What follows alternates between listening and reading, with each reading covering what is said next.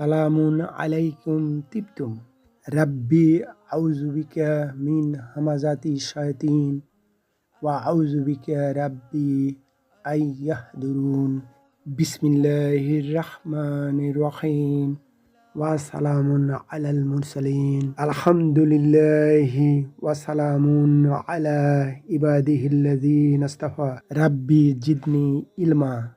প্রিয় মুহতারাম, আপনি যদি আল কোরআনুল মাজিদ জীবনে একবারও বুঝে পড়তে চান তাহলে এই ক্লাস আপনারই জন্য। সাধারণভাবে সাদা কালো আরবি অক্ষরে ছাপানো আল কোরআনুল কারীম তেলাওয়াত করলে বা পড়া হলে বোঝা যায় না যে কোন শব্দ কোন বৈশিষ্ট্যের বা কোন পদের। কিন্তু আমাদের ক্লাসে চেষ্টা করা হয়েছে কালার কোড দ্বারা প্রতিটি শব্দ পৃথক করা এবং একটি শব্দের মধ্যে লুকিয়ে থাকা অন্য শব্দকে বের করা পাঠক বৃন্দের বোঝার সুবিধার স্বার্থে। যেমন স্লাইডের মাঝখানে আল কোরআনুল মাজিদের একটি আয়াতের দিকে লক্ষ্য করুন। এখানে প্রথম শব্দ সাতাজিদুনি একটি শব্দ নয়, বস্তুত এখানে 4টি শব্দ। এখানে সা হলো হরফ বা প্রিপোজিশন, অর্থ হলো শীঘ্রই, আর তা হলো দুমির মুত্তাসিল বা অ্যাটাচড সাবজেক্টিভ প্রোনাউন, অর্থ হলো তুমি বা আপনি। তারপরের শব্দ জিদু হলো ফেল বা ভার্ব, অর্থ হলো পায় বা পাবে, এবং নি হলো দুমির মুত্তাসিল মানসুব বা অ্যাটাচড অবজেক্টিভ প্রোনাউন, অর্থ হলো আমাকে। এইভাবেই আমাদের এই চ্যানেলে প্রতি আয়াতের প্রতিটি শব্দকে কালার কোড দ্বারা আলাদা করে উপস্থাপন করা হবে দর্শকবৃন্দের বোঝার সুবিধার জন্য। আল্লাহু আল্লাহু প্রিয় মুহতারাম, আজ শব্দে শব্দে কোরআন বুঝে পড়ার সহজ কৌশল এর 30 নম্বর পারার প্রথম ক্লাস। আজ আমরা জানব সূরা নাসের 1 নম্বর থেকে 3 নম্বর আয়াতের তাহকিক ও তারকিব। আজ আমরা প্রথমেই জেনে নিই তাহকিক এই শব্দটি কোথা থেকে আসলো, যে শব্দটি আমরা শুনছি কয়েকদিন থেকেই।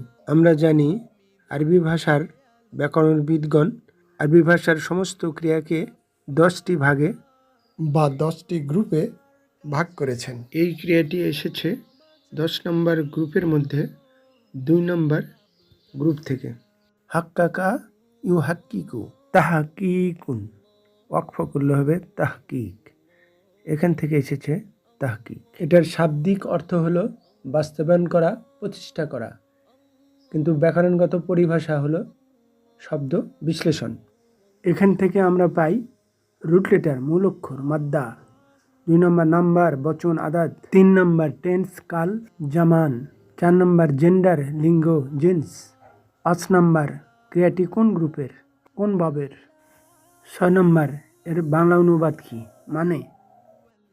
আবার অপরপক্ষে তারকিবের শাব্দিক অর্থ হলো গঠন করা, সংযোজন করা, কিন্তু এর পারিভাষিক অর্থ হলো বাক্য বিশ্লেষণ। এখান থেকেও আমরা 4-5টি তথ্য পেয়ে থাকি। বাক্যটি কি জুমলাতুল ইসমিয়া নাকি জুমলাতুল ফেলিয়া? বাক্যটি যদি জুমলাতুল ইসমিয়া হয় তাহলে মুবতাদা কোনটি, খবর কোনটি? আর বাক্যটি যদি ফেলিয়া হয় তাহলে ফেল কোনটি, ফাইল কোনটি, মাফুল কোনটা ইত্যাদি তারকিবে থাকে। এটিও 2 নম্বর গ্রুপের ক্রিয়া থেকে এসেছে। রক্কাবা ইউ রক্কিবু, তারপর কনজুগেশন করতে করতে মাসদারে এসে তারকিবুন, ওয়াকফ করলে হবে তারকিব। এখন আমরা আয়াতটি আরবিতে দেখতে পারি। কুল আউযু বিরাব্বিন নাস, সাথে সাথে আমরা এর বাংলা অনুবাদটা দেখে নিই।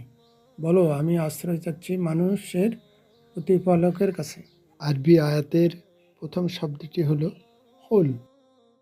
3 অক্ষরের এই ক্রিয়াটির মাদ্দা হলো কফ, ওয়া এবং লাম, কাওয়ালা। আমরা ইতিমধ্যেই জেনেছি মুতাহাররিক ওয়ার আগে যদি জবর থাকে তাহলে ওই ওয়াটা আলিফে পরিণত হয়ে যায়।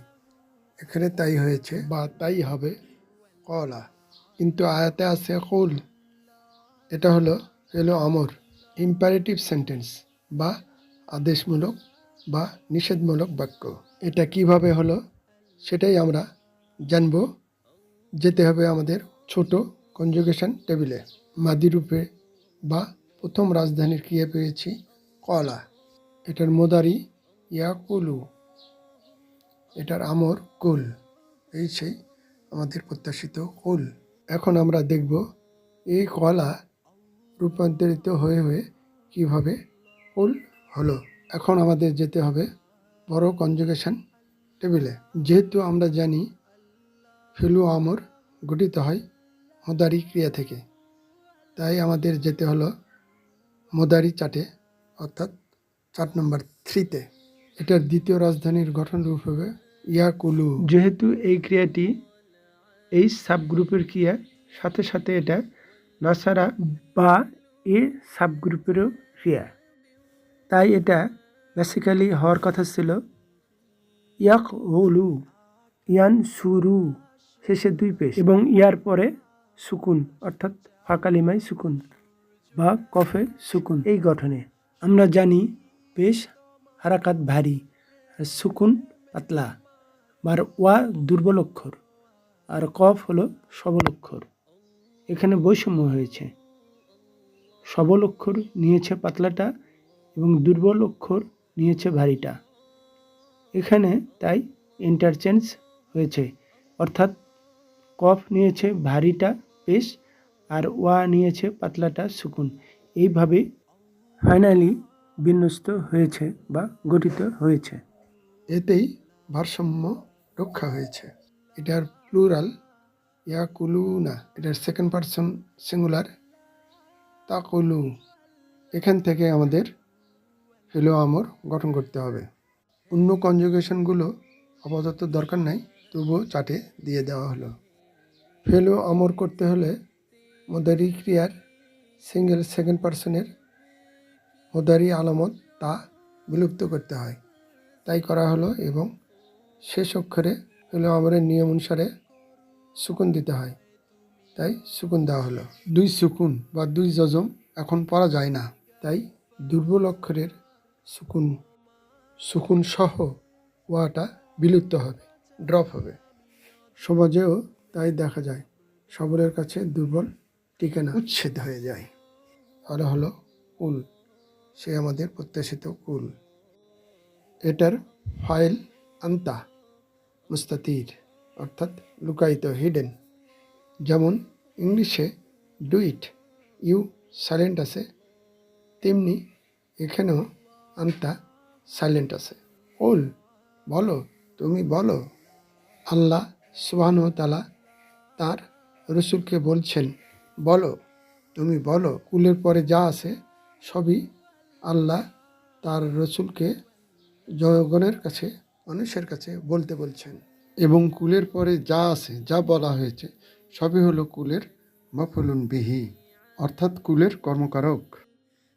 এই আয়াতের পরের শব্দ আউযু, এটার মূল 3 অক্ষরের ক্রিয়া আইন ওয়া জাল।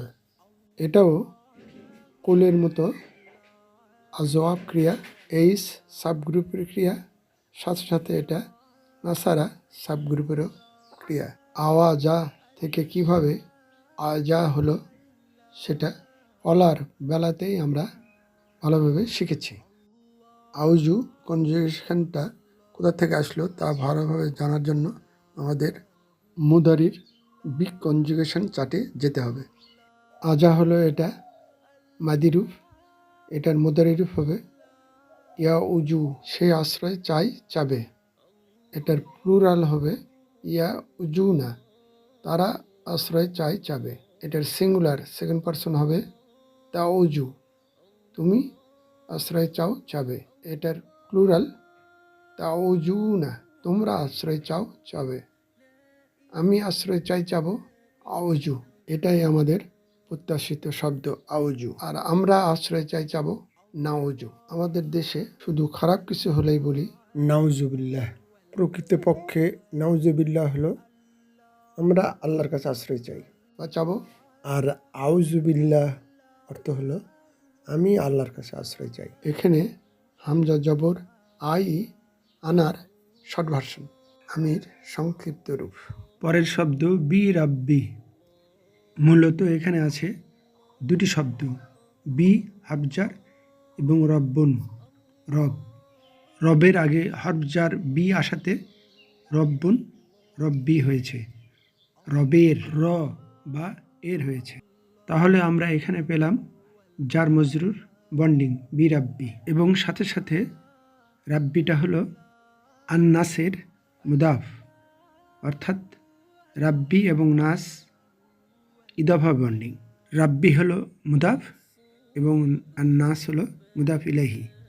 আন্নাস মুদাফ ইলাহি হওয়ার জন্যই নাসের শেষে জের হয়েছে। স্বাভাবিক সূত্র অনুসারে দুই পেশের পরিবর্তে দুই জেরই হওয়ার কথা।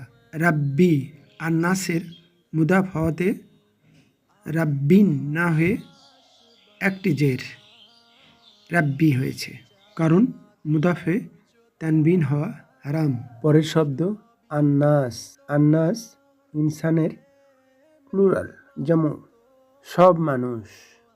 এখানে রাব্বি এবং নাস ইদাফা বন্ডিং। রাব্বি হলো মুদাফ এবং মুদাফ ইলাহি হলো আন্নাস। এখন আমরা দেখি এই আয়াতের শব্দে শব্দে কালার কোড সহ বাংলা অনুবাদ এবং ব্যাকরণগত লেবেলিং। পরের আয়াত মালিকিন নাস। এখানে মালিক আগের আয়াতের রব্বি শব্দের বদল রবের আরও ডিটেল বর্ণনা করা হয়েছে। রব যিনি, মালিকও তিনি, তাই এখানে মালিক রব শব্দের বদল। বি হরফ যার কারণে রাব্বি মাজরুর হয়েছে, সেই একই কারণে মালিকিও মাজরুর হয়েছে, অর্থাৎ জের গ্রহণ করেছে। হরফ যার বীর কার্যকারিতা মালিকি শব্দেতেও প্রযোজ্য হয়েছে, এবং সাথে সাথে এটা মুদাফ আর নাসের, এবং এটা সিফাতুল মুসাব্বাহ। মালিক ইসমু ফাইলের একটি স্থায়ী গুণ, যা সূরা ফাতিহার আলোচনায় বলা হয়েছিল। এবং আন্নাস মুদাফ ইলাহি। মালিক এবং আন্নাস এই দুটি শব্দ ইদাফা বন্ডিংয়ে সংযুক্ত আছে। আমরা এখন দেখি শব্দে শব্দে অনুবাদ, কালার কোড সহ এবং গ্রামাটিক্যালি লেবেলিং। পরের আয়াত ইলাহিন নাস, মানুষের ইলাহের কাছে। এখানেও ইলাহি মুদাফ আর নাসের, এবং রব শব্দের বদল ইলাহ। রব যিনি, ইলাহ হও তিনি। রব্বুন যে কারণে রব্বি হয়েছে, ইলাহুনও সেই কারণে ইলাহি হয়েছে। এখানেও ইলাহি হলো মুদাফ এবং আন্নাস হলো মুদাফ ইলাহি, অর্থাৎ দুটার মধ্যে সম্পর্ক হলো ইদাফা বন্ডিং। এখন আমরা জানব শব্দে শব্দে এই আয়াতের অনুবাদ, কালার কোড সহ এবং গ্রামাটিক্যালি লেবেলিং বা ট্যাগিং। প্রিয় মুহতারাম, আজ এই পর্যন্তই। অমা তৌফিকি ইল্লা বিল্লাহ, আলাইহি তাওয়াক্কালতু ওয়া ইলাইহি উনীব। এই চ্যানেলটি ভালো লাগলে প্লিজ একটি লাইক দিন, সাবস্ক্রাইব আইকনটিতে প্রেস করুন, পাশের অল আইকনটিতে ক্লিক করুন। মাশা আল্লাহ, লা কুওয়াতা ইল্লা বিল্লাহ। আসসালামু আলাইকুম ওয়া রাহমাতুল্লাহ। আল্লাহ হাফিজ।